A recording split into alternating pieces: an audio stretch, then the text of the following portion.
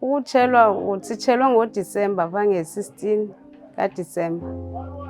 Ndandisezilalini ndaye ndava ngomntana wam ona-20 years wake yatshamama ethembeni. Eyona nto ibindenzela istresa ndatshelwa zinto zabantwana, izatifiketi zabantwana zatsha, amakhadi wabantwana atsha. Kwaye kwangena imeseyiji kaLumkani ndingekafowuni echazayo uba ngaba sibona umlilo okufutshane kunawe. Ndathi ke mna ewe ukufutshane kunam. Yaphinde yathi ingaba utshile na? Ndathi ke mna yes nditshile.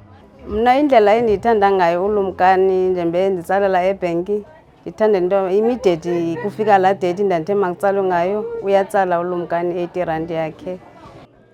Iprocess yokukleyima imali kaLumkani yahamba kakuhle kakhulu.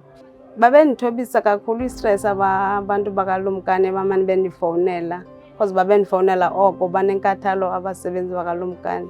Yandisebenzela kakhulu, yandinceda kakhulu ikhava kaLumkani. Ufika kwam apha eKapa ndaqala ndayothenga imathiriyeli yokokha ihoki.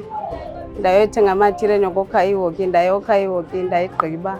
When ndiyigqibile ihoki ndathenga ifenisha yangaphakathi, iisofa, ikhabhathi, izitya, ibhedi, ifriji, i-microwave, izitya. Wathi kusongena imali ndonwaba kakhulu, ndaziva ndonwabe kakhulu because ndakwazi ukuphinde ndenze indlu yohlala nabantwana bam.